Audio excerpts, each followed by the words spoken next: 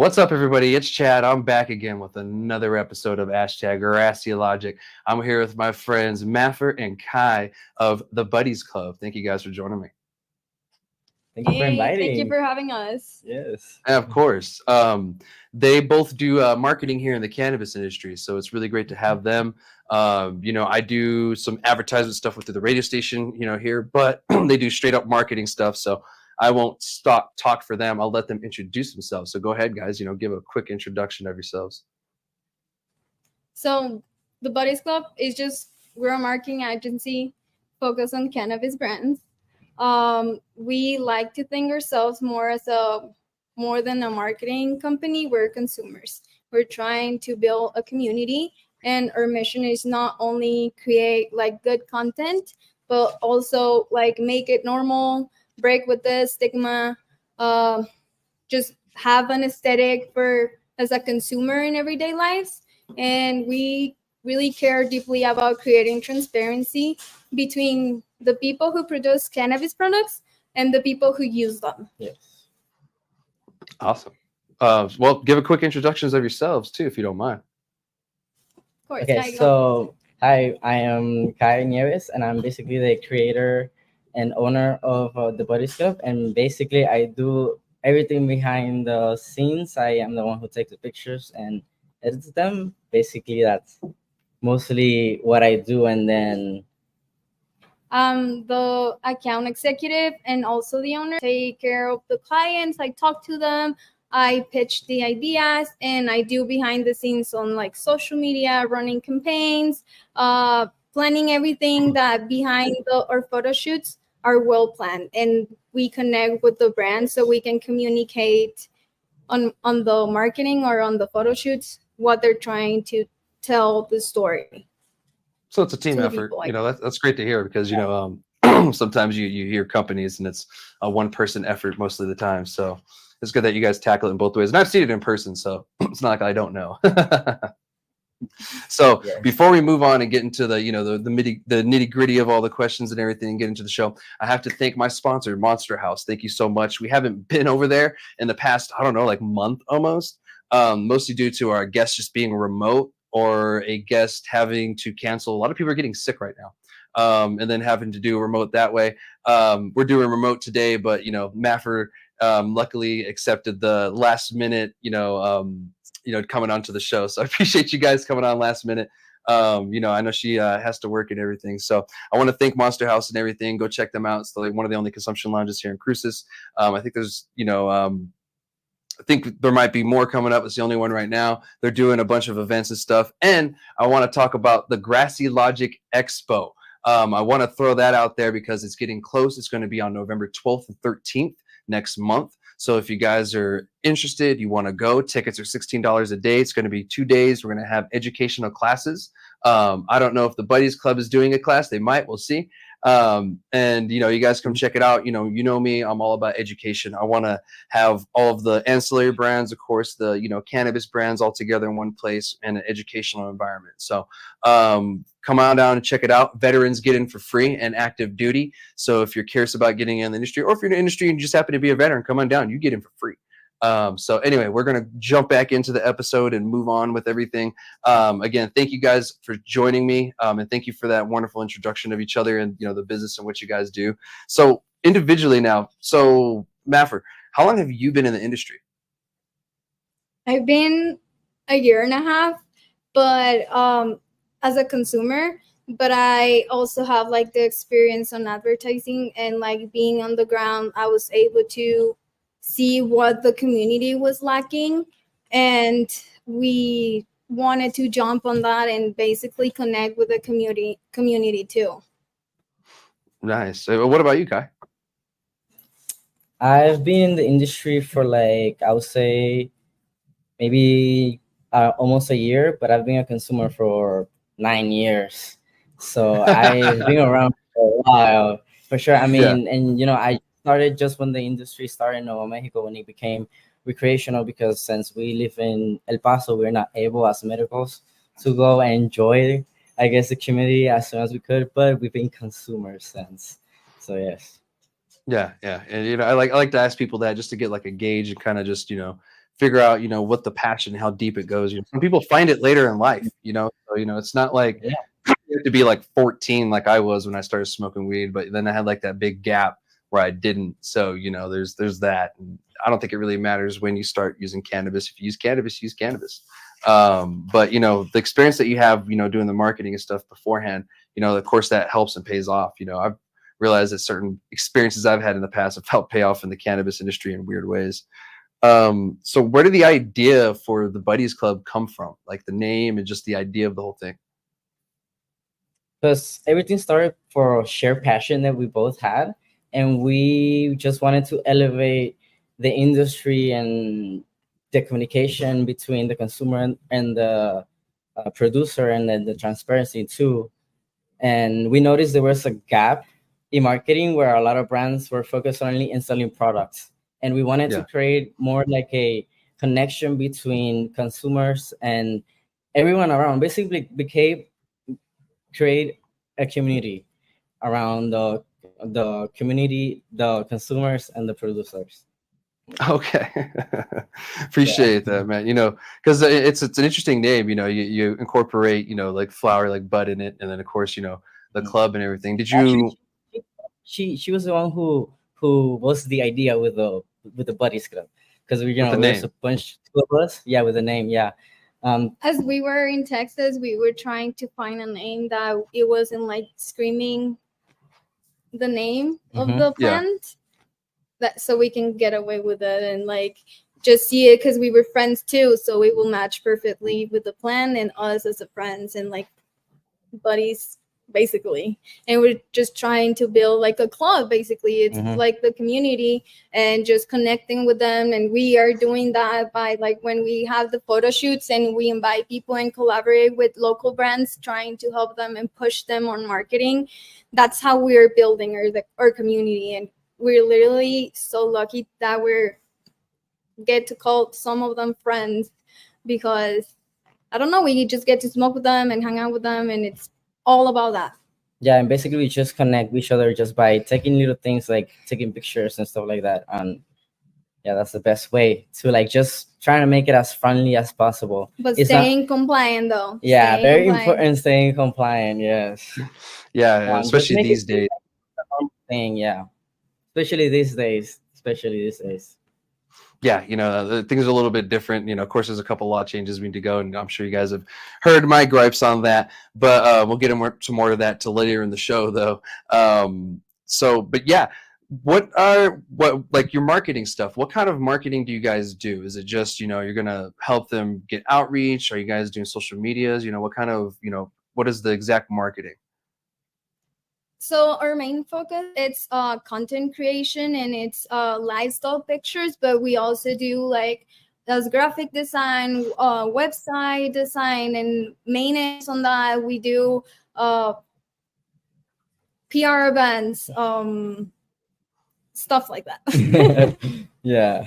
Marketing services at the end of the day. But we're just like trying to not be selling the products as much, because people are tired of getting sold, so we're just trying to make it seem like a lifestyle, because it already is. So we're consumers. We're just trying to show it to people. And nowadays it's really hard with social media, because they're trying to take they're trying to censor everything, especially with cannabis. They don't do the same thing with alcohol or cigarettes, but with cannabis, because it's way different, especially because of the laws and everything. So we try to make it easier for you guys basically to like show the normal consumer how normal it is to consume cannabis, because at the end a lot of people do. It's just not a lot of people talk about how normal it is. Basically because of that law and everything. So yeah, just helping to normalize cannabis. Sorry, with that we found like a way to get away with it and like go around social media and being able to have those content without getting like banned or suspended or something like that. Yeah. Well, what are some tips you can give people, that, are just watching? Some couple free tips. Don't give away all your secrets. They don't have to. But, what are some tips you can give people watching, that could, help them save their profile essentially? Trying to be educated about it and try to keep on trends that you can implement it with your target audience or your niche, basically. Yeah, and don't sell anything. Just Basically it. Don't I say learned that anything. if you Just put prices, they go after you real fast. that's yeah. it. Yeah. Well, what are some events you guys worked on lately? I know you guys do on the event stuff, and you do some certain things there. Well, we attend Lucky Leaf. It was a It was networking, yeah. good networking expo that we were able to attend. And then this Saturday, we're going to have a grand opening supporting UFC fighter from Clovis, New Mexico, Chihuahua. We're trying to support him because he's someone from New Mexico and he's the youngest one. So we're trying to push New Mexico as much as we can. And we're doing it as supporting these kind of brands, having him like talk to people and like engage with the community. Okay. So let's talk about the event then. Where's it going to be at? It's gonna be at FE Exotics at Picacho, 2353 West Picacho, and we're gonna have him for 4:20 to 7:10. And he's going to be taking pictures with the community and signing shirts for the people that purchased at the store. And we're going to have raffles, local vendors, supporting local always. Awesome. Yeah. Well, that's cool. And that's going to be Saturday? Saturday, yes, that's correct. Yeah, Saturday. That's cool. It's coming up soon. This episode should be out about 24 hours before that happens. So hopefully, some people hear it and come down or whatever last minute. I know a few people have been pretty excited and, shouting out the Chihuahua thing once I shared it. So that's great. Now, do you guys happen to know his real name by any chance? Raul Rosas Jr. Okay. So if you guys don't know him by Chihuahua, there's his real name. His brothers are going to be here too. They're local fighters too. Okay. That makes sense. So it's going to be a 3-for-1, really. Yeah. You guys have a pretty good thing going on. That's pretty cool. And the fact that it's supporting a local fighter, being from New Mexico, we actually have a lot of good fighters that come from here. Even Austin Trout's from Las Cruces. He's a boxer and well renowned. But yeah, that's pretty cool that that's happening. And I guess he's up and coming, right? He's like more of an up and coming kind of fighter. Yeah, he's really new and he's killing it right now, though. The last 2 fights he won. So yeah, that's awesome. And that's going to be the grand opening for FE Exotics, right? That's correct. Awesome. So it's going to be a big old celebration. Did you say there's going to be food trucks there by any chance? Yes, we're going to have food trucks, local vendors, and I guess DJs, the radio station, we're gonna have him here too. There are gonna be deals too in the dispensary. A lot of things, a lot of good things are gonna be here. Nice. Yeah, that's good to hear. That's cool because Cruces doesn't really always get like the cool things. It's like Albuquerque or other places, so it's cool to to see that sometimes. Well, not sometimes, all the time. We need cool stuff in Cruces all the time. But that's cool. Is there any other events that you have coming up soon? Chats Expo. You can check us out there for the lessons. For sure. So yeah, Mafer is actually going to be doing a class with Adam's Radio Group or Sunny from here at the radio station. They're going to be doing like a marketing class for you guys.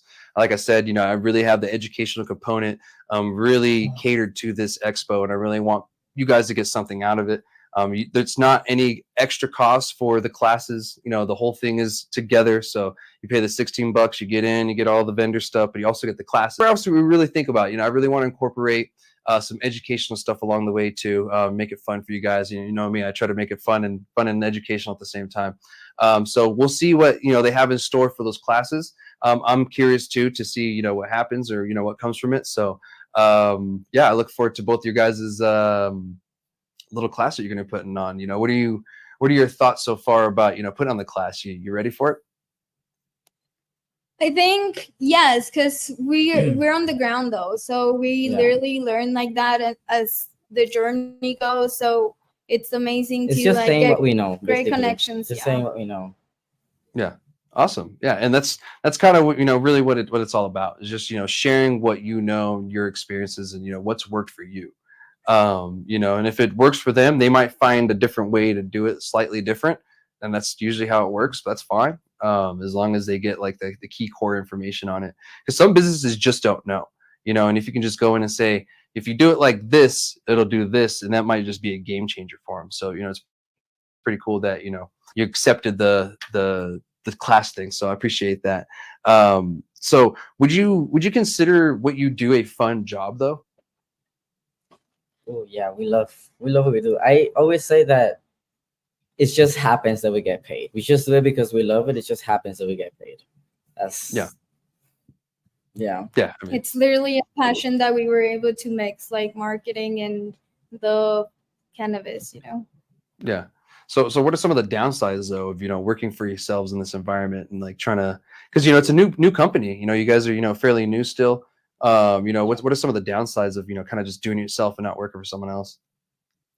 Sometimes people doesn't take you seriously because you're like starting, but we're not actually starting Yeah. because we have been here before on advertising, and we Yeah. started this because we saw like the The gap, community yeah. lacking that. So that's what we're made of, so it's hard. And people sometimes they don't think marketing it's important for their businesses, Yeah. and they're not willing to willing invest on in that it, basically. Yeah, because it does pay off. A lot of people, think that they don't have to advertise. Well, my product speaks for itself. Well, how are people going to know your product's there? If you go with word of mouth, that might take you a very long time. Like word of mouth does work, but it takes time. And, marketing, advertisement, that stuff kind of just, brings it along. It kind of just puts you out there like, hey, I'm here. Come give us a shot. So, businesses like yourself, they're very important to, an industry like this because, you guys may be ancillary, but at the same time, you're an important key component to this and everything.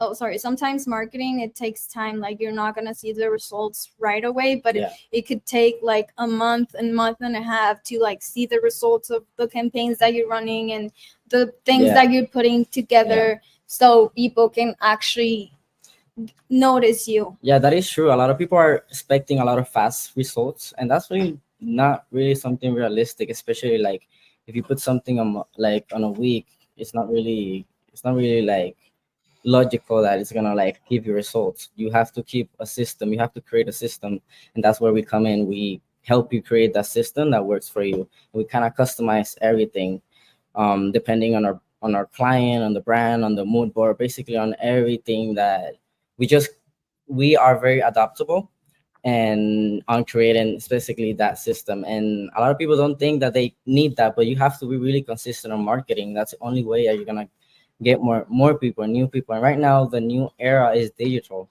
and you have to be in the people. They have to be 100% there because now you can get international. You have access, and a lot of people have access to social media. So your company and see they already have all that people also have access to that profile. So it's very important to like just be Present be present, exactly, on like social media. yeah, exactly. And also like make sure that even though if you have a post that is viral, that doesn't mean it's gonna make you sales. Like some people buying like fake followers, and it might look good for a little bit, but that's not gonna Doesn't be tell sales. That's not gonna turn into sales. Yeah, it doesn't tell you your correct audience. It's just you're just buying for it. And a lot of people think that they can do that just because it look good. It doesn't look good. And anyways. and it's misleading Yeah, too. it's really misleading. Yeah, and there is like an issue of, some misleading stuff that happens in the industry. And we see it all the time. And unfortunately, it's something that's going to take time to change. And it's going to take us as the consumer and people within the industry to call it out. We got to really, hold ourselves accountable and the others within the industry, and, we can't control how people react to things, but, at least we can call it out, if it is something, so it's important that we do that because it's not, it's not cool to do that and make people think, oh, they have 100,000 followers, but 90,000 of them are paid for. You know, like that's Yeah. it's a little ridiculous. Or, you know, this post went viral, but they paid for the views, because you can do that. You know, you can pretty much pay for anything, you know. So yeah, that's great. You know, you got to keep your integrity too. When it comes to marketing and comes to advertisement too. You don't want to mislead people about your brand or anything like that. Actually, I saw today on like a YouTube short or something, there was this company that was a shaving company back in the day, and they offered someone a free ride to Mars if they can give them like 900 empty bottles, and they knew it was like impossible, you know, so no one was going to do it. Well, one guy put out an ad, and he asked for everyone's empty bottles so he could get this. And of course, he got close to it, and the company had to try to do something about it, because, you know, it was just it was a scam. You know, they were scamming people, and it's stuff like that you have to be careful about. You know, don't overpromise something. You know, don't tell them, hey, do you want to date with a gorilla today? You know, and like it's, you know, something weird, and you just don't deliver. You know, like it's something outlandish and you can't do. You know, don't make it something like that. And I'm sure you guys would help your client and be like, no, don't do that. But there's certain people out there that'll just do that on their own. I think owners need to be honest with their clients and not trying to just get a sale, but like see them as a patient and like a community, you know, not just as a sale. It's not fair for the client, because you're not going to get a returning client because they're not going to trust you. Yeah. Yeah. So, and I hate getting pushed out the door, you know, like when I'm at a dispensary, you know, they're just in and out, in and out. They want that turnaround rate really quickly. I'm like, this isn't a restaurant, dude. You know, you're not trying to turn tables, you know. Like, you know, sometimes you have to take a little bit of time on a customer, or maybe they have more questions, or maybe your product is just so amazing they want to know more about it. You know, like don't give the customer, you know, a short experience because you just think you're busy. Like maybe they're just impressed and they're going to tell everybody they know. Maybe they're going to post about it, or maybe they have a natural, like large following and they're going to post about it, and you get customers from that. You know, that goes back to the importance of being on social media. And I was going to ask you how important it is to be on social media these days, but you know, you answered my question already, and you know, I'm glad, because it is very important. You know, like I hate social media, but I understand how important it is, especially, you know, to get the messages out that I try to put out, you know, with advocacy, fighting for, you know, the industry and all that, you know, patient stuff. So, you know, I get it. It's one of the easiest ways that I can just get in there and get the information out. I'm sure, of course, having a website, but you know, that's not as effective these days as, you know, having these. Say what? Having a website right now is it's outdated. Most likely not everyone go to the website. I go directly to Instagram. I'm like, let me see their Instagram, see how they look. I do that too, and I'm like, all right, let's see where they are, or I'll find their Instagram easier than their website. You know, it's kind of like one of those things. The algorithm kind of caters to that a little bit more, it seems like, especially if like their handle is within like the business name. Sometimes when you just search it, it'll just pop it up right away, like, oh shit. You know, it's like, oh, there it is. So that's another thing to keep in mind. You know, if you have your business name, try to keep the handle as close to the business name because of the algorithm kind of thing. You know, that's something I've noticed too. You know, when you keep it closer to that, it pops up kind of right away. It's like the username kind of thing. So Mafer, did you get a degree in marketing? Yeah, I actually studied in El Paso. I graduated on media advertising and graphic design. So I have experience in working with different clients at the same time, but it's easier to do it with cannabis because I'm a consumer, so it's not hard to put the good word there and like sell the aesthetic more than anything else than the product. Yeah, 100%. You know, that's kind of what you do. You want to make it pretty. What about you, Kai? You know, like, are you traditionally trained or did you go to school? I went to school. I'm from Puerto Rico, so I studied over there business publicity, and then I moved here, and I wanted to use those skills in cannabis, and luckily, Nuevo Mexico just happens to be legalized. So I was like, perfect, and it's just worked, and yeah, basically. Yeah, because you guys are getting some more and more clients, getting out there. You know, it takes time. So I'm glad that you didn't give up or anything, and you're still at it. You know, because some people might, like you said, give up after a month kind of thing because they're not seeing the results. Kind of like the people that work out after like 2 days and they're like, oh, I don't have a 6-pack, so I'm done. You know, I'm like, bro, you're probably a couple Yeah. years out from a 6-pack, but you're on the journey to it. You know, That's why and consistency is the key. Consistency of everything. If you're consistent, you'll be fine. You will Creating that have system. presence Yeah. on the community, and they're gonna know about you. And you're not gonna need to like promote as much because they're gonna know about you already. yeah. And if your name is out there, you know, and you just keep throwing it out there, there's no way they're not going to know it or hear it. Or if it pops up in conversation, they're gonna be like, wait a minute, you know, who are these, you know, or who is that, you know, or, you know, what product do they have? It's just one of those things, you know, marketing, it's advertisement, you know, getting out there. So I noticed you guys use a drone sometimes. And Kai, you're the one that flies it. I don't know if you trust Mafer with it or not. But you know, I noticed you guys use the drone. You know, what's the purpose of the drone? Makes it fun. It just gives you another aspect. Yeah, it's basically it. Just make it fun. Gives you another aspect, aesthetic point of view. And it's just fun to use. Basically, that's literally it. Always is fun. Everything's fun. So yeah, you know, and you guys can tell in the work that you do. You know, you keep it fun.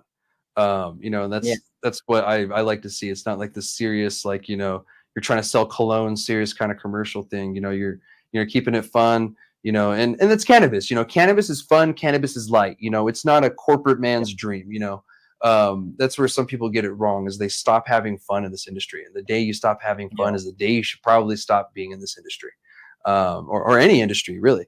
You know, if you're not having fun and loving what you're doing, why are you doing it? You know, like go do something else. You know, if you're just doing it for paycheck to paycheck, I get it, but yeah, go ahead.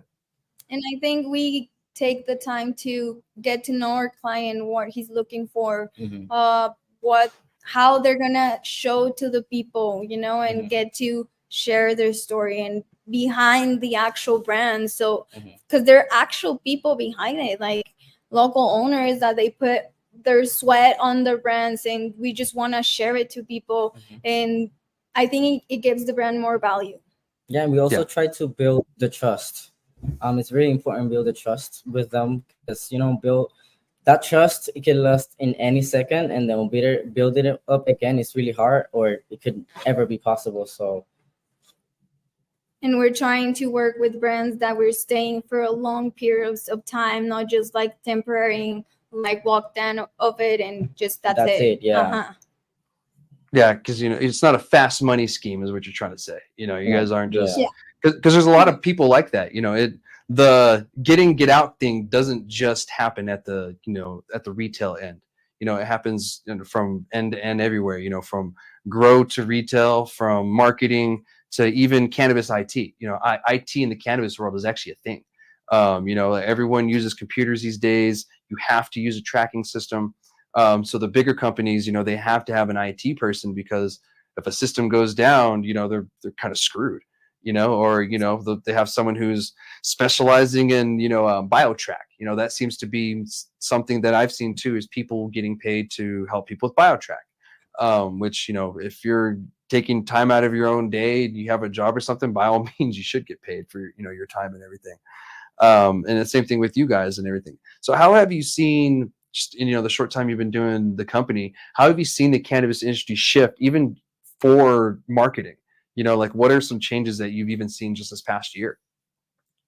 They're craving for content. A lot of the brands, they're looking for someone to do the content for them, so they can take care of their business and their dispensaries, their brands, their grows. So that's what we're here for. Like, we are gonna be taking care of that, so you can get that out of your head and not worry about it. Yeah, basically. Yeah, I think since the market is also growing, there's a lot of things happening for owners, so they kind of like forget about it, because it's just easy to forget about it. And that's where it has changed a lot. That a lot of people are being like, oh my God, I actually need help. A lot of people need help, but it's not something that also they're like, well, you know, I'm just gonna put it to the side because it's easy. I have all these things to do. And doing events, I think that helps attracting people to having local vendors. I don't know, something going on your dispensary, so you can get to engage with the clients that you already have, and you're gonna get new clients out of it too. Yeah, of course. You know, or sometimes I drive by and I'm like, what's going on at this place? I'll want to stop and check it out because, you know, I'm like, well, it could be something fun. You never know. And go in and win a t-shirt or something. You know, you might walk out with stickers, you know, other merch, you know, free stuff, you know, penny pre-rolls or penny grams, whatever, you know, penny ounce. I have no clue, you know, but, you know, the opportunity is there. And, you know, you should give those opportunities by being the, you know, the shop owner. And I think that's what a lot of people are missing, you know, in this industry that, you know, are struggling, is they're missing that personal relationship with the customer, you know, that just naturally happens, you know, especially in this industry. You know, this isn't like working at a liquor store. You know, this is, you know, working with cannabis. You know, a lot of the people that go in, and, you know, some places it's more than others, you know, are patients, are medical cannabis patients, you know, medical cannabis card holders. You know, not everybody walking through that door is going to be a recreational user just wanted to get stoned for whatever reason. Some people actually really need this medicine.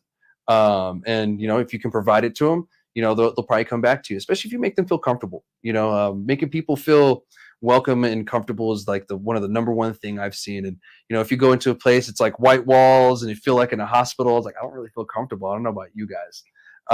But speaking of shops, this is a fun question. What is your favorite product right now that's on the market? It doesn't have to be a brand, but, you know, what is your favorite product that you like right now? We're doing a lot of concentrates lately because we got a new device that it's so accessible to have it everywhere. So we've been doing that lately. Concentrates and hash holes. Oh my God, I'm in love with hash holes. Hash holes. Interesting. I didn't know you loved hash holes. Yeah. They're so good. It's just a great combination. It's a great combination of flour and concentrates. It's also a group. It's a group of activity. Collaborators. Yeah, it's a group activity too. Like I feel like you can smoke a hash roll with multiple people, and it's just easier. So yeah, they burn slower. They last longer, you know, and, you know, especially if you smoke it wrong. There is a wrong way to smoke a hash hole, everybody. If you have a hash hole, here's a little tip.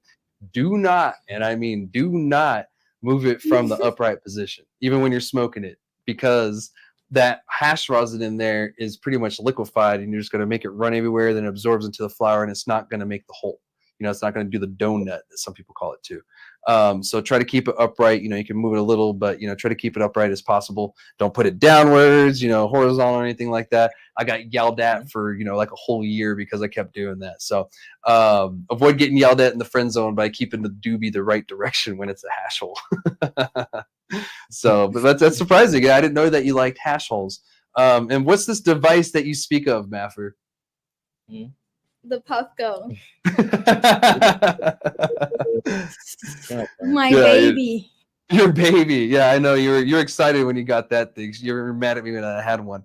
You know, I have a Puffco myself. I'm sure a lot of people do these days too. But I feel that the electronic smoking device wars is upon us. Because I've been seeing a lot of people like, oh, this one sucks due to this brand. I'm like, this is worse than the iPhone freaking Droid wars, dude. So I think they're changing the game though. They're changing the concentrate game, the brand Puffco. Because if we're talking about marketing, let's go.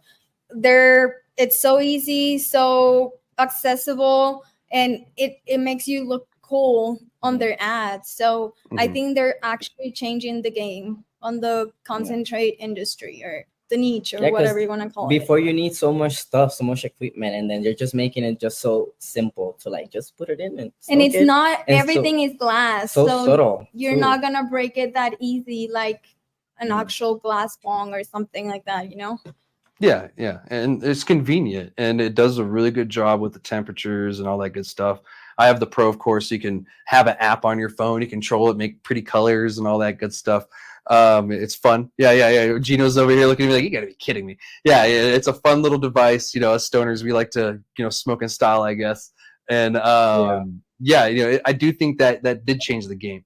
You know, you have the proxies, and that I guess they came out with the pen. And of course, that's one of the things that people were, you know, griping about. I was like, oh, these devices have been around for a long time, blah, blah, blah. And I'm like, yeah, you know, here comes the Droid, iPhone, freaking, you know, type people coming up with their arguments. They were not free enough. Yeah, exactly. Yeah, they weren't cheap enough back. Because I remember the trippy sticks back in the day. They sucked. You know, they had like a metal coil in it, and then you'd put in the BHO that was terribly made at the time anyway. And then, you know, you hit it, and then, you know, it got all gross, and, you know, it was a mess. You know, hopefully it's not that way. I'm sure they use the same kind of technology they use in the chamber for the Puffco for that one. But yeah, I remember those, and people that just kind of freak out about it. I'm like, you guys are funny, man. Just smoke, dude. Shut up. So, well, here's one last question before we move on and everything. What is some advice you can give the young entrepreneur marketing person out there? Maybe the person looking to get into it early on, or maybe the person that's in college right now? You're gonna get a lot of no's, so you need to find a way to get the yes. And you don't need a degree or anything to do anything. There's literally YouTube right now that you can learn, and invest in yourself. That's the best that you can do. Yeah. Adding to her, it's just finding the person who said yes. Don't focus on the no's, but I also think it's just believe in yourself and do it. You just have to start. A lot of people want to do a lot of things, but they don't just start doing because they think they can't be successful with the tools they have. You can be successful with the tools you have. You can. 100%. You just have to start and do it. You just need the experience, and that's gonna back you up a lot more than anything paper that you could study. And I think you need to put yourself out there, because we had a hard time at the beginning doing that, though, because we were newbies on the industry, but they welcome us really good, though, and we're super grateful for them, to work with them, to be friends with them, you know? So we're really grateful to be part of this community. Yeah. Also, I say you should know your value and hold it. Like, it's your value. You know your value, so don't give less than that. And don't let people lower your standards. Yeah. Basically. 100%. If you have a certain standard, keep at that standard, and try to operate as long as you can at that standard. 100%. Well, I appreciate you guys, but before we move on to the next topic of the show, where can people find you online and in real life? They can find us on Instagram, thebuddies.club, and we're eventually gonna launch our website. We're still working on that, but because we want to launch something that it's easy for us and accessible for the people, not hard to understand, but we also want to put our swag or merch, because it's building a community too, not selling just the services. We care 100%. More about the community. And the community is still kind of evolving too, so it's kind of like evolving with the community. So that's cool. Well, I appreciate that, and I appreciate you guys being on the show with me today. You both did great. But we're going to jump on to the next and final topic. This is actually a pretty hot topic, because even on the federal level, I'm seeing this. And of course, I'm probably sure everybody, if you know me, knows what topic's coming up. So let's talk about, one of the elephants that's been in the room in the industry, and that's going to be our issue with compliance, our issue with enforcement, and this whole, like I've talked about before, the boogeyman of oversaturation. So we're going to talk about this. The reason why, and I was looking at I didn't want to talk about this. I didn't want to kick the dead horse, but this is a hot topic right now. Everywhere that I'm looking, a lot of people are talking about this, and it's popping up more and more into the medias. The different news stations are starting to pick this up, of course, nationally. The only thing that I don't like about that is they're only talking to a select few people. I have to reach out to these people to get them to listen to us and get a different opinion. And that's unfortunate, because if you listen to only one side, you're only going to get one opinion, and you're only going to get one solution to the issue too. So unfortunately, it looked like the New Mexico Cannabis Chamber of Commerce, they were in an article stating that they want to, allow the RLD or CCD essentially to be able to throttle licenses. And I don't think that's a great idea. There's a lot in the article and with them that I do agree with. Don't get me wrong, but I don't think that's the solution, the correct solution. I don't know. How do you guys really feel about, closing licenses in a sense like that? We'll just dive right into it.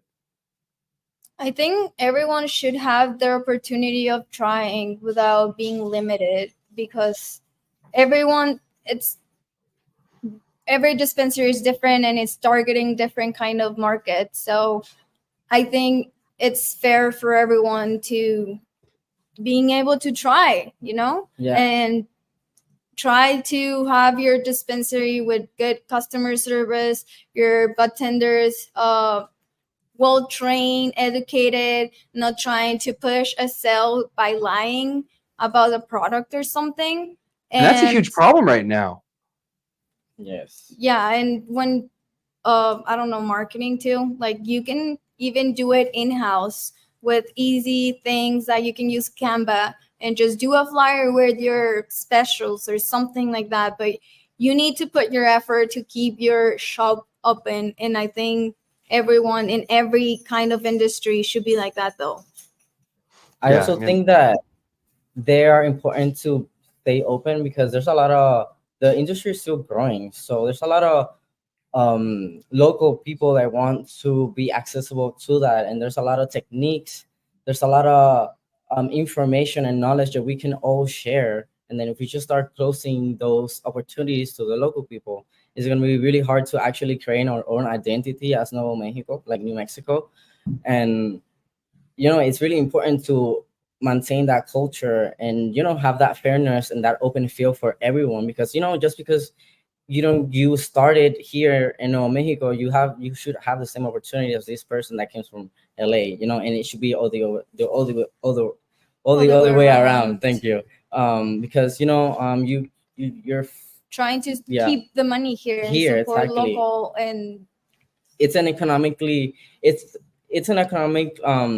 more fluidity. Is that the word that I want to use? It's a cycle. Yeah, 100%. And some people believe that closing licenses will protect, smaller businesses because the bigger guys will just keep dropping prices further and further. But I don't see people really wanting all the big guys to go to their shops. They don't have the quality. That's one thing that they lack. It's like, yeah, they can drop the price all they want, but the customer base is changing. They're evolving, and they're wanting better product, and they're wanting better quality. That's why micro production and micro producers are so important, here in New Mexico. That's something that sets us apart from other states, is that we incorporated that. That's not found everywhere. Most states, licenses are really expensive. Here in New Mexico on the medical side, it was $80,000. I think $180,000 at one point, or something crazy, if you wanted like the max amount of plants. And it's a little ridiculous. It shouldn't cost that much just to grow some cannabis and be in business. Like, why is the license that much? That's a little ridiculous. And I think we did right by, it's almost like a social equity program that we did on accident. We kept our licenses really cheap here in New Mexico, and it's affordable is what we did. And that allows a local New Mexican to get in, to get a shot. And a bunch have been doing great. Some are expanding. Some are, adding more shops. Some are, making their business bigger, and we shouldn't hinder more New Mexicans that are saving up right now to do the exact same thing. Or why are we punishing the 20-year-old who has a few months left to wait till the 21 and they want to get in the business, or, they have a partner that they want to get in business with, and, they should be able to do that.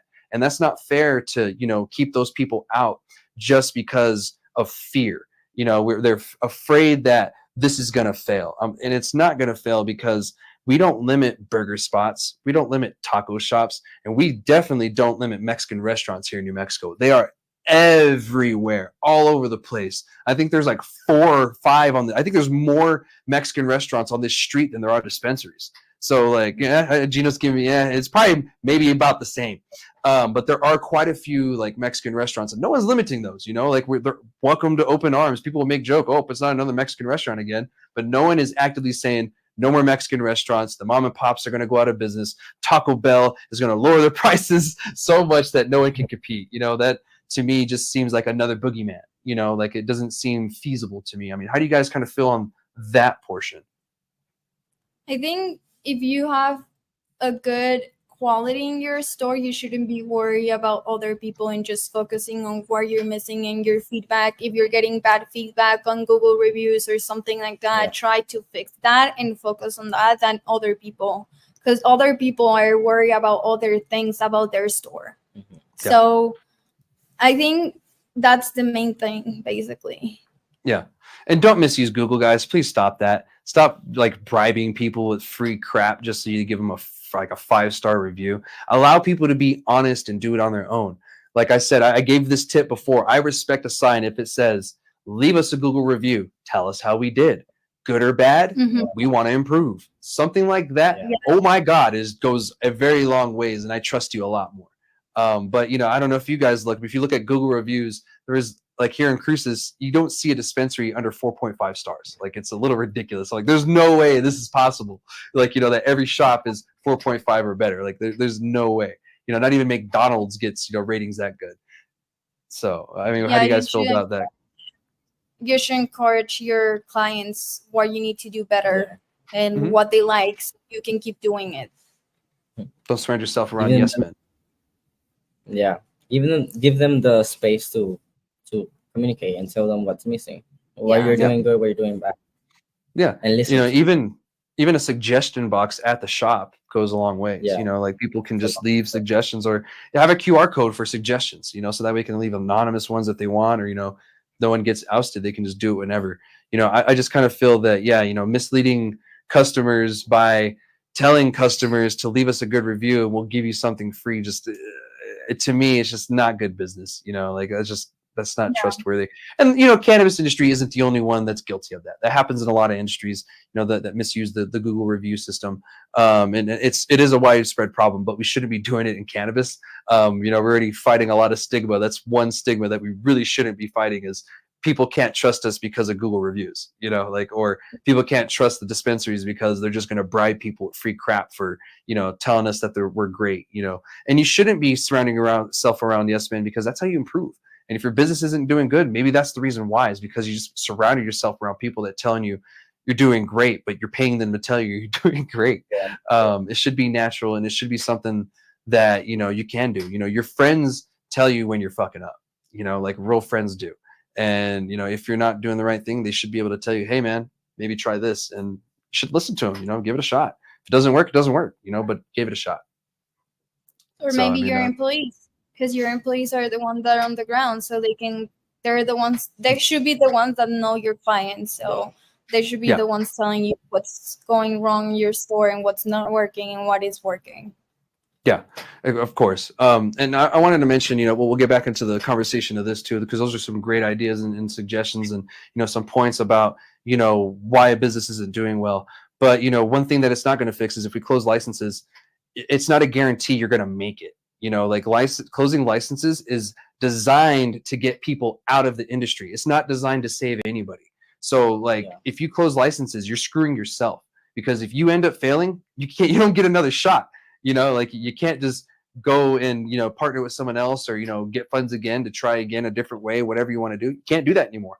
If you want to expand, you can't expand, and then on top of that, you really won't be able to try again, because the price of these licenses are going to skyrocket, because they're not going to be available unless you buy it from somebody, just like we did with the liquor licenses. I thought we would learn from our lessons by now, but I guess not.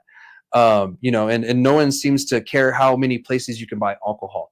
I can go to the movies, any sporting event above high school, I can get alcohol at. I can go to mostly any restaurant, gas stations, Walmart, Walgreens, CVS. I mean, the list goes on. I can pretty much go anywhere and buy alcohol or beer and wine in the state, and no one gives a shit. But, the moment that there's a little bit too many dispensaries, people start freaking out and, throwing up the flag alarm. But that's not the way a free and fair market works. It's a new industry. Of course, a bunch of people want to get in it. That's just the way it is. I'm sorry, we're popular. But after a while, that starts to level out. We're only heading into year 3. We're not even there yet. We're in year 2 still, and people are freaking out that, oh my God, how are we going to do this when we're actually doing really well? And like I said before, there's a lot of locals who did great in this industry. What we need to do is we need to focus on the enforcement part. There are a lot of people in the state who aren't doing the right thing. They're not using BioTrack. They're breaking every rule and law that you can, think of. But one thing that would probably help that is if they got inspected before they open. I found out that people are opening without being inspected first by the CCD. That's a little crazy to me, because you should be inspected before you get open, because that's the point of being inspected. So that's something that really needs to change. I don't think anybody should be able to operate unless they've been, inspected. I mean, how do you guys feel about, that tidbit of news? I mean, they're trying to close licenses, but the ones that they're already established, they're not doing the right thing. So it's gonna get more, we need to fix the one that we already have. because if not, they should close those instead of like limiting to the people that they want to do the right thing and not trying to break and take cuts and break the law and do loopholes and that kind of stuff, because it doesn't work. It doesn't stay. Don't try to like break the law and see you're better than them. They're gonna cut up eventually. Yeah.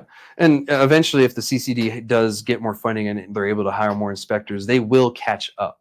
You know, some people are like, oh, we'll close licensing and let them catch up. And I'm like, okay, so, you know, when is it going to reopen? You know, because I know and I can guarantee you, if we close licensing, it will not reopen for years. And I mean decade years, like 12.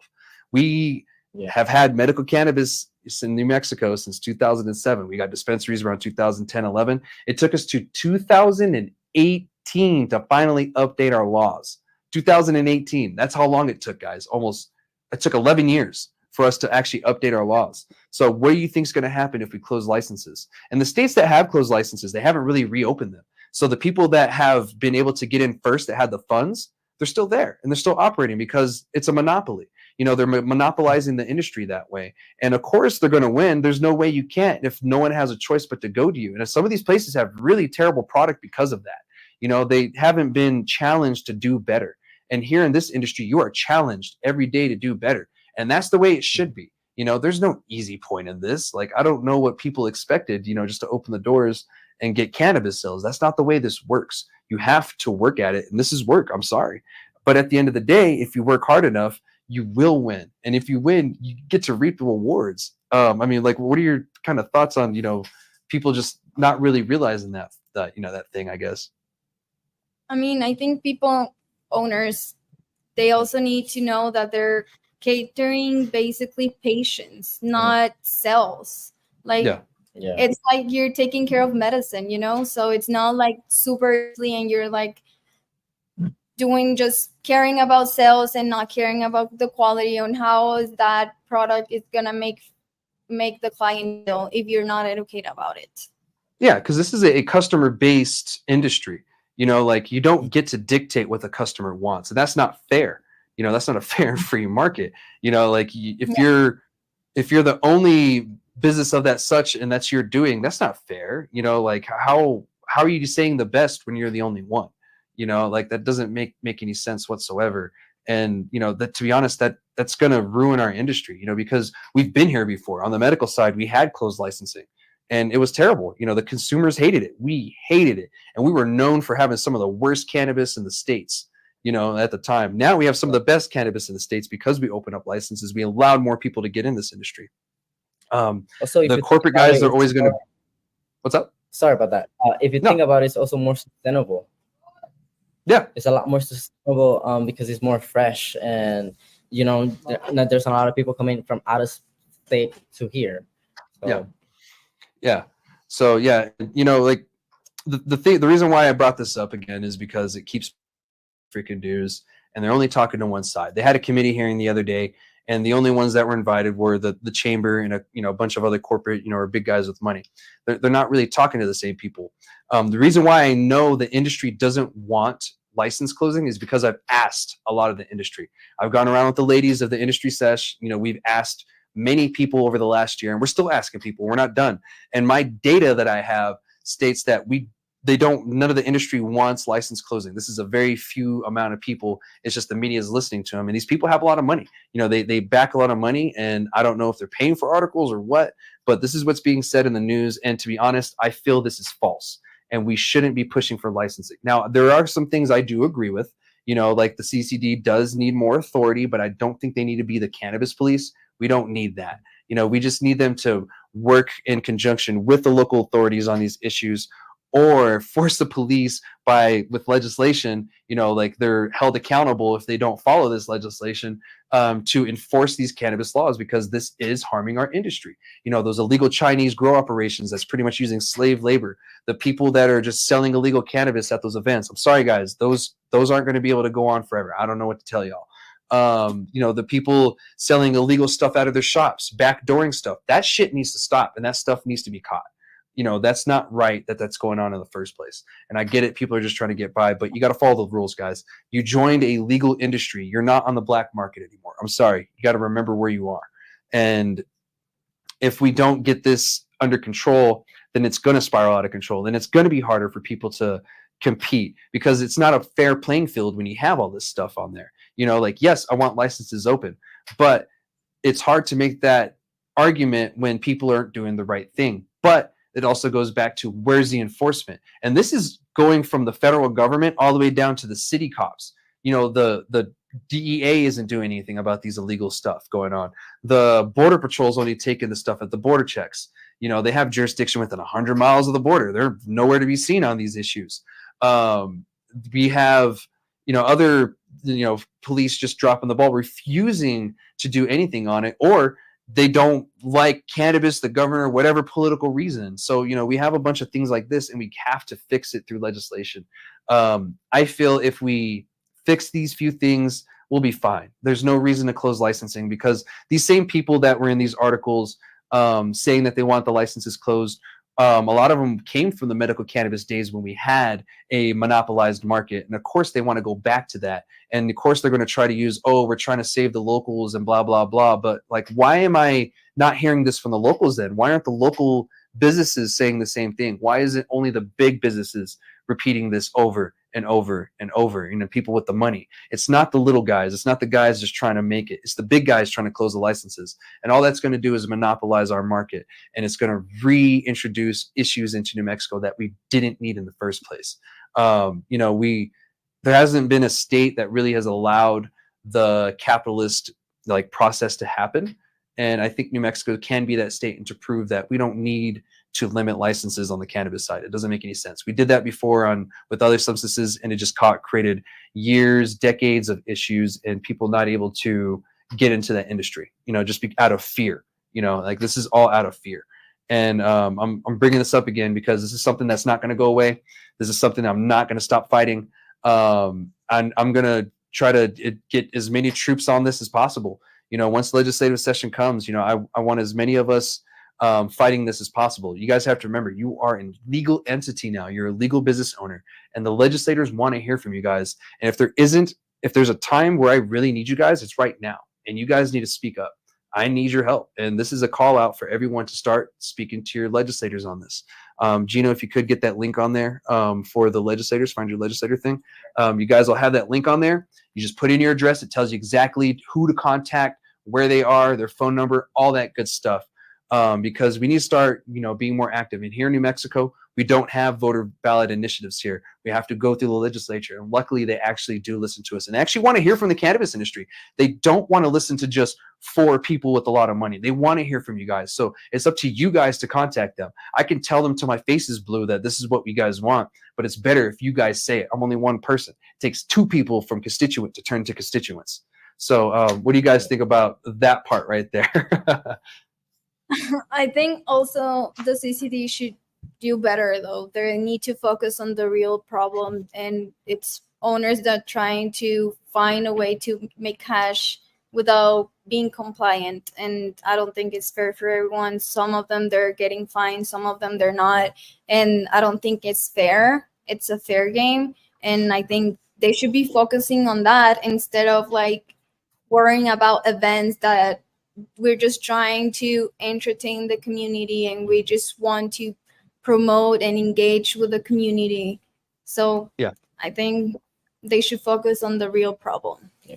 I think so too. There's a lot of low-hanging fruit that they're going after, and they're kind of just taking the lazy route out by looking at social media and just sitting there and relying on social media as one of their main ways of catching people. And I think that's horseshit, because you guys are getting paid to do a job. That should be one role, but there should be someone out there who's actively trying to close these places down that refuse to do the right thing, backdooring cannabis. You shouldn't be doing that if you have a business here. Pick one or the other, guys. You don't be doing black market stuff out of your legal cannabis shop. That makes all of us look bad. And the reason why we are where we are is because of people like that. We don't need that in our industry. And to be honest, I'm going to fight as long as I can to get those people out, because I agree. The CCD does need to do a better job of getting rid of the people that shouldn't be. One thing about that, though, is the CCD can only go after people that are licensed. So if someone decides to open up a legal farm or dispensary, they can't do anything. So that's why we're having the issue with the local enforcement not doing their job. They need to be more active on that sense and shut these places down that are breaking the law, because the CCD can't do anything. And that's, I think, why people want to give them policing power, but I don't think that's the answer. I think we just need to rely on the resources that we already have instead of trying to create more, and then we're going to create issues because there's going to be that period where people are learning, but we're going to end up, someone's going to get shot over something stupid. And I don't want that, and I want to avoid that. We don't need to be on national news again for someone getting shot for something stupid. Leave that to Hollywood, not the cannabis industry. And I So think yeah, CCD also should help local business to stay compliant, so they can stay on business instead of going and turning into the black market, because they had no other way. And I think sometimes they don't help you enough to how to stay compliant, how to look for this and find answers, because sometimes you don't even know if it's legal or not, because they have a lot of loopholes. Yeah, and loopholes are everywhere. Yeah, exactly. And that's why I know closing licenses won't work. We had closed licenses before, and the corporate guys got in almost right away, through loopholes. They went through like a management company loophole, and that's all they're going to do. At least with this, they stay a little bit more honest. They tell you exactly who they are because they don't have to hide, under a guise of being local. Because even with the social equity programs where it's like, oh, well, if you're a person of color or if you have been affected by the drug or this, you get a license this way. Well, that sounds fine and dandy, right? But all these big companies do is that person usually doesn't have the funds to open up, because usually in those states, it's like $1 million of capital that you have to have. These companies partner with the person and end up pushing them out and then taking over the company because they don't care. They don't care about the social equity. They just want to get in the license because they know it's limited.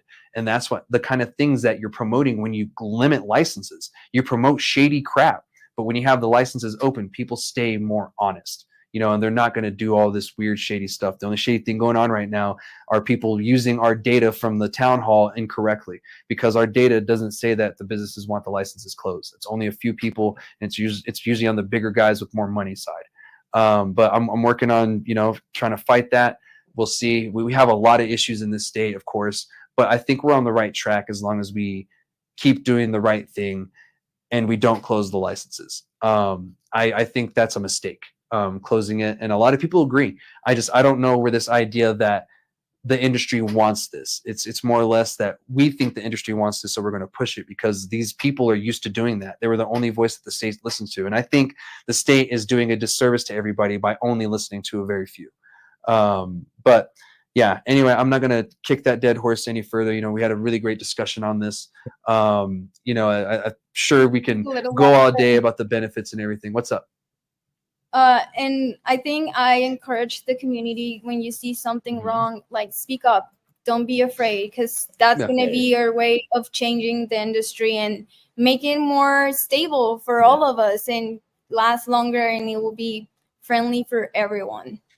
Yeah, 100%. You're only going to make this industry better if you fight and you speak up for it. Put that aside, that hate that you have for the government aside. If you're in this industry, you have no choice but to work with the government now, because that's the industry that you decided to join in. So you're gonna have to put that hate aside, that fear aside, and you're gonna have to tell them exactly what you want. And to be honest, they want to hear it. They're gonna tell you, thank you for telling me, because they want to hear from you. They don't want to hear just from the big corporate guys, but that's the only ones that's really talking. They're the only ones that really know. And, we have to get ourselves and put ourselves out there so we can get that, opinion out there that, we really actually want these licenses open and we don't want them closed. Because that's what my data is saying, and we're about halfway through our tour of the state. And, so far that's been the consensus everywhere we went. Even people that say, I understand that we are saturated. However, I believe in the capitalist system and I believe in a free and fair market. So if I were to push for closed licensing, then I would be a hypocrite. And that's fair. It's not easy. If it was easy, everybody would be in this industry making money, and then we really would be saturated, right? But then no one would be making money. But that's not the case. There are locals who are doing a really great job right now, who started with little to no capital and were able to build up. right now, you know, and there are a lot of success stories versus the horror stories. And you're going to have those horror stories. You know, like I said, most of the people in the cannabis industry haven't ran anything more than a track. So what do you expect them to do on the business side? Like, how well are you supposed to do if you're not experienced? You're going to make mistakes. You're going to fail. But the thing that you need to do is just to fail forward. You know, don't give up, you know, and don't try to rig the game by closing licenses, because that's not fair for anyone. And it's kind of fucked up. So anyway, guys, that's all I have for this week and everything. I won't keep it any longer. Do you guys have anything before we get out of here this week? Thank you for inviting us. Yeah. Yeah. And thank you for all what you do, like the Yeah. advocacy. A lot of people Yeah. don't get to see behind the scenes, but it takes a lot. Yes. And And thank you really you. do a lot. So. Yeah. So thank you for what you're doing for the industry. Yeah. We get to Appreciate enjoy a lot though because of that. Yeah. I appreciate it. Yeah. And I just want to make sure that, you know, the market stays free. You know, we got to free the market and make sure that it remains free.